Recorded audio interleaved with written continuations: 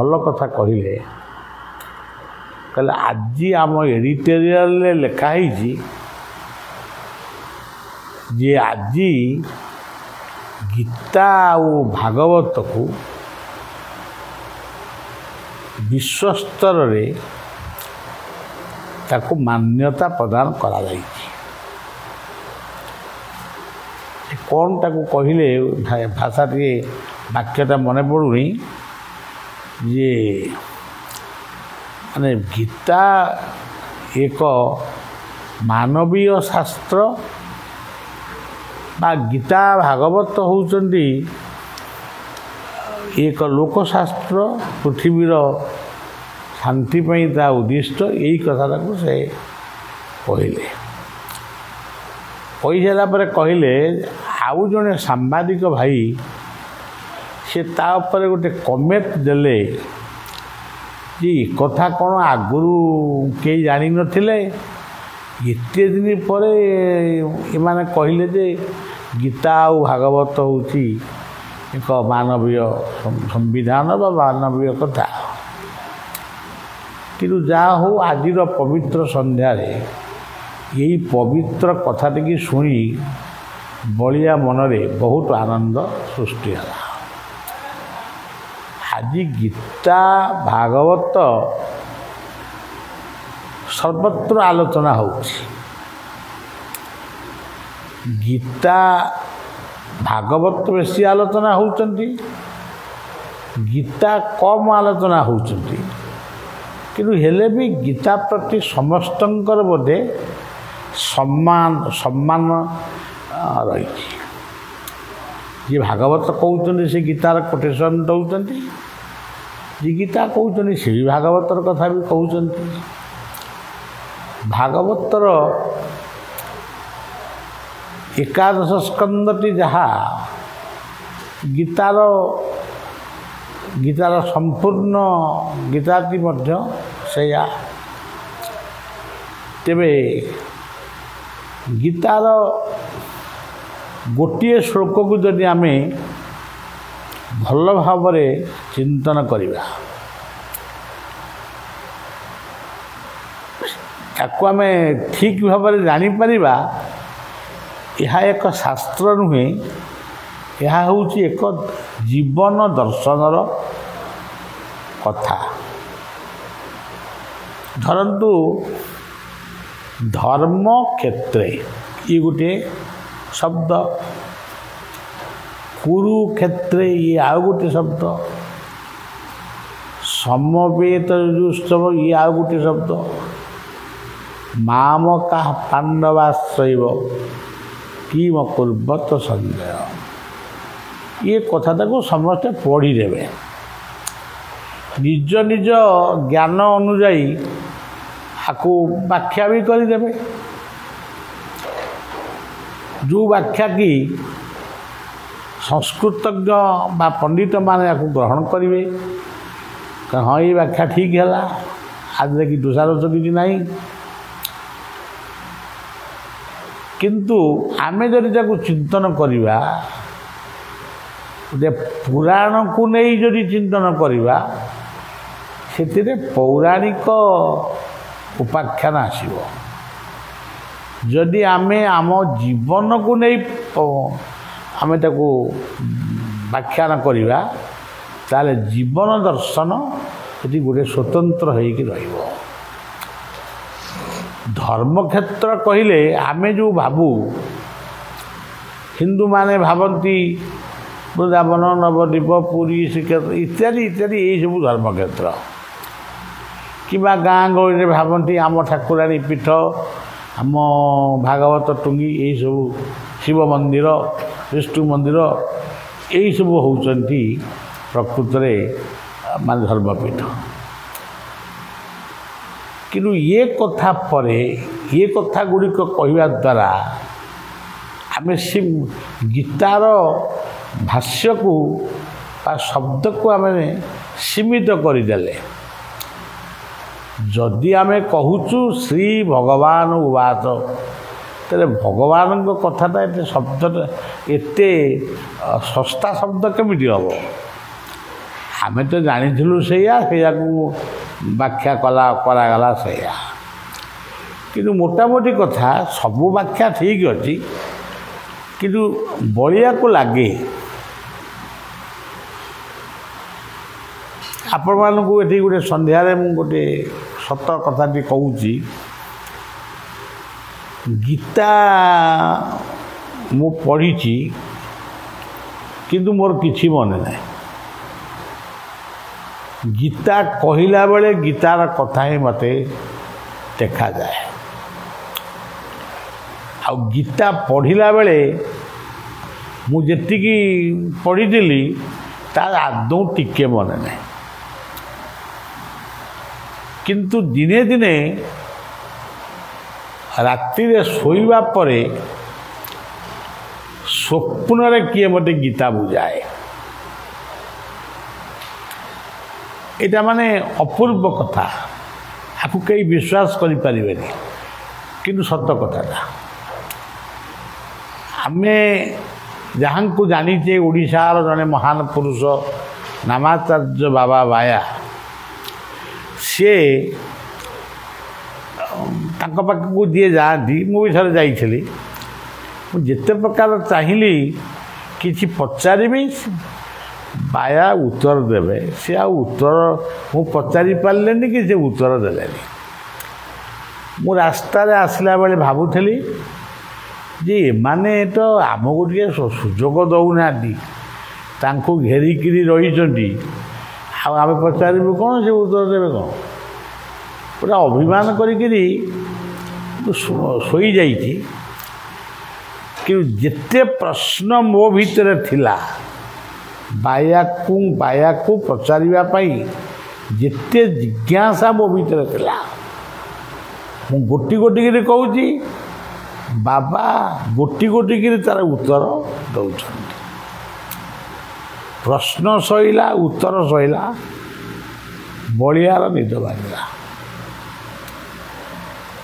ମାନେ ଦୁଇଟା ରାତି କଥା ନୁହେଁ, ଦିନ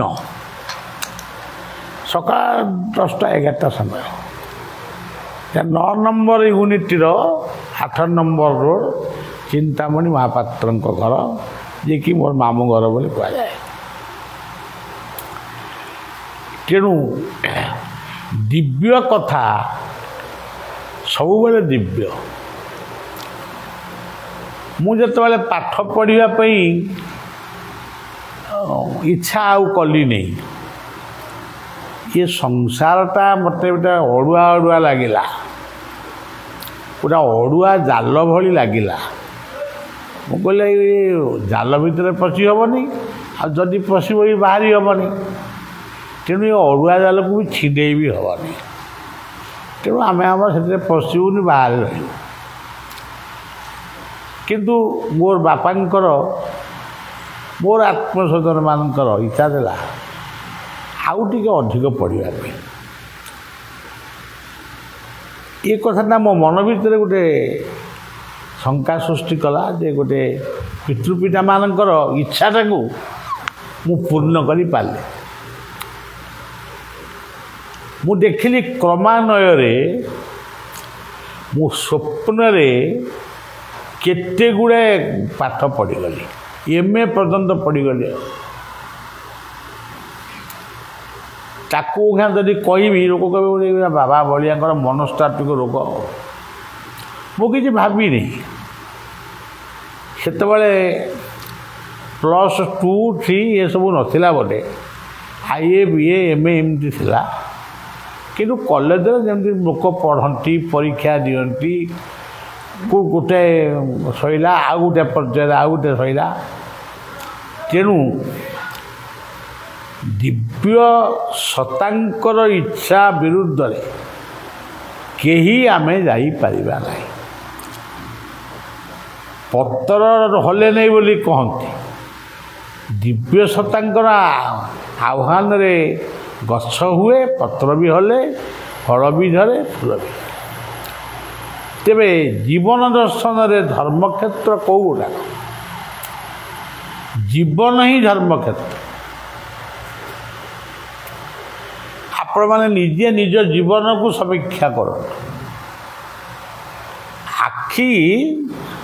ଆଖିର କାମ କରୁଛି, ତୁ ତାର କାରିଗର କିଏ? ତମେ କିଏ? ତମେ ଆଖି ତିଆରି କରିଛ କିମ୍ବା ଆଖିରେ ଦେଖିବା ପାଇଁ ତାକୁ ଅପରେଟିଂ କରୁଛ? କ'ଣ କରୁଛ? କିଛି ତ କରୁନା। କିନ୍ତୁ ଆଖି ତା କାମ ଚାଲିଛି, କାନ ତା କାମ କରୁଛି, ନାକ ତା କାମ କରୁଛି। ନାକରେ କ'ଣ କେଉଁଠି ସୁଇଚ୍ ଅଛି, ମାରିଦେଲ ଏସି ଚଳିଲା ଭଳିଆ, ସେ ସୁଇଚ୍ରେ ପବନ ଗଲା ଆଇଲା ଗଲା ଆଇଲା ଗଲା ଆଇଲା, ସେମିତି କ'ଣ ହେଇପାରୁଛି? ତେଣୁ ପାଦ ଠାରୁ ମସ୍ତକ ପର୍ଯ୍ୟନ୍ତ, ଲୋମ ଚର୍ମ ଠାରୁ ଆରମ୍ଭ, ଅସ୍ଥି ଠାରୁ ଆରମ୍ଭ କରି ଦେହ ଭିତରେ ଦେହ ବାହାରେ ଯେତେ ଯନ୍ତ୍ର ସବୁ ରହିଛି, ଯାହାକୁ ସାଇନ୍ସ ବୋଲି କୁହାହେଉଛି, ଇଏ ପ୍ରତ୍ୟେକ ଯନ୍ତ୍ରର କାର୍ଯ୍ୟକୁ ହିଁ କୁହାଯାଇଛି ଧର୍ମକ୍ଷେତ୍ରେ। ଜୀବନ ଠାରୁ ବଡ଼ ଧର୍ମ କିଛି ନାହିଁ। ଗୀତା କହିଥିଲେ ଭଗବାନ ଶ୍ରୀକୃଷ୍ଣ କାହାକୁ? ଧର୍ମକ୍ଷେତ୍ର ସ୍ୱରୂପୀ ଅର୍ଜୁନ। ଏବଂ ଅର୍ଜୁନ ପଚାରିଥିଲେ କାହାକୁ? ଧର୍ମ ସ୍ୱରୂପ ଭଗବାନ କୃଷ୍ଣ। ସେ ଯାହା ପଚାରିଥିଲେ ଆମରି ପ୍ରଶ୍ନକୁ ସେ ଆମରି ପ୍ରଶ୍ନର ପ୍ରତିନିଧିତ୍ୱ କରୁଥିଲେ। କେମିତି ପ୍ରତିନିଧିତ୍ୱ କ'ଣ କରୁଥିଲେ? ଆମର ଦୁଇଟା କଥା ଆମର ସବୁବେଳେ ମନରେ ଅଛି, ମୁଁ ଆଉ ମୋର। ସେଇ ଦୁଇଟି ଶବ୍ଦକୁ ଆଧାର କରି ଭଗବାନ କୃଷ୍ଣ ଗୀତା କହିଲେ, ହେ ଅର୍ଜୁନ, ମୋ ପୁତ୍ର ଆଉ ପଣ୍ଡୁଙ୍କ ପୁତ୍ର, ଏ ଦୁଇଟି ଦଳ ବା ଦୁଇଟି ପରିବାର, ଏମାନେ ଯୁଦ୍ଧ କ୍ଷେତ୍ରରେ କରୁଛନ୍ତି କ'ଣ? ଏଇ ଯେଉଁ ମୁଁ ଆଉ ମୋର,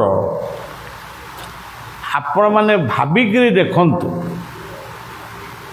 ଜନ୍ମଠାରୁ ମୃତ୍ୟୁ ପର୍ଯ୍ୟନ୍ତ, ଜଗତର ଉତ୍ପତ୍ତି ଠାରୁ ପ୍ରଳୟ ପର୍ଯ୍ୟନ୍ତ, ମୁଁ ଆଉ ମୋର ଇଏ ଦୁଇଟାକୁ ଛାଡ଼ିକିରି କିଛି କରିହେବ କି?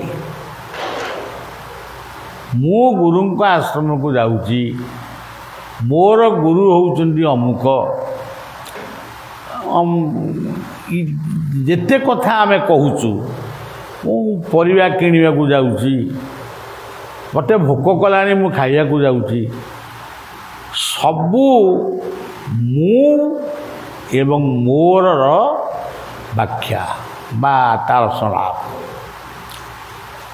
ମୁଁ ମୋରକୁ ନେଇକି ଯେତେ ବାକ୍ୟ ଗଠନ ହେଇଛି, ଯେତେ ଶବ୍ଦ ସୃଷ୍ଟି ହେଇଛି, ଯେତେ ସାହିତ୍ୟ ସୃଷ୍ଟି ହେଇଛି, ତାକୁ ବ୍ୟାଖ୍ୟା କଲେ ଜଣାପଡ଼େ ମୁଁ ଆଉ ମୋର। ଯଦି ମୁଁ ଆଉ ମୋର ଶବ୍ଦଟାକୁ ଆମେ କହିବା ଏଗୁଡ଼ାକ ଭୁଲ କଥା, ତାହେଲେ କ'ଣ କହିବା ଆମକୁ ଶିଖେଇ ଦିଅ। କୃଷ୍ଣ ନିଜେ କହୁଛନ୍ତି ମୁଁ, ଅହଂ ବୋଲି ଶବ୍ଦ ସେ ବ୍ୟବହାର କରୁଛନ୍ତି। କୃଷ୍ଣ ଯଦି ମୁଁ କହିଲେ, ଆମେ ତାହେଲେ କ'ଣ କହିବୁ? କୃଷ୍ଣ ମୁଁ କହିଲେ ସେ ମୁଁଟା ଗୋଟେ ବିରାଟ ମୁଁ ହେଇପାରେ। ଆମେ ଯେଉଁ ମୁଁ କହୁଛୁ ଆମ ପରିସରଟା କ୍ଷୁଦ୍ର ହେଇପାରେ, କିନ୍ତୁ ମୁଁ କହିବାକୁ ପଡ଼ିବ, ମୁଁ କରୁଛି କହିବାକୁ ପଡ଼ିବ। ସେ ମୁଁଟି କିଏ? ସେ ହେଉଛନ୍ତି କୃଷ୍ଣ, ସେଇ ହେଉଛନ୍ତି ଆତ୍ମା।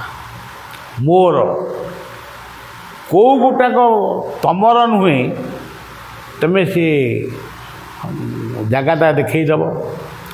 ଏଇଠୁ ଆପଣ ତୀର୍ଥଲ ଯିବେ କିମ୍ବା କଟକ ଯିବେ, କେଉଁଥିରେ ଯିବେ? ରାସ୍ତାରେ ଯିବେ। ସେ ରାସ୍ତାକୁ କ'ଣ ଆପଣ ରେଜିଷ୍ଟ୍ରି କରୁଛନ୍ତି? ରାସ୍ତାଟା କାହାର? ମୋର। ମୁଁ ଏଇ ରାସ୍ତାରେ କଟକ ଯିବି କି ଦିଲ୍ଲୀ ଯିବି, ଅମୁକ ଯାନରେ ଯିବି, ଟ୍ରେନରେ ଯିବି କି ପ୍ଲେନରେ ଯିବି ବା ସେ କାର୍ରେ ଯିବି ସେ ରାସ୍ତା କ'ଣ ତୁମ ଆପଣ ରେଜିଷ୍ଟ୍ରି କରୁଛନ୍ତି ଲାଇସେନ୍ସ କରୁଛନ୍ତି। ତେଣୁ ମୁଁ ଆଉ ମୋର ମୁଁ ହିମାଳୟରେ ସାଧନା କରିବି କିମ୍ବା ମୁଁ ଘରେ ବସି ସାଧନା କରିବି। ଧରନ୍ତୁ ଜଣେ କହିବ ଯେ ମୁଁ ଘର ଦ୍ୱାର ଛାଡ଼ିକିରି ପଳେଇବି, ସେଠି ମୁଁ ଲାଗିବ କି ନାହିଁ?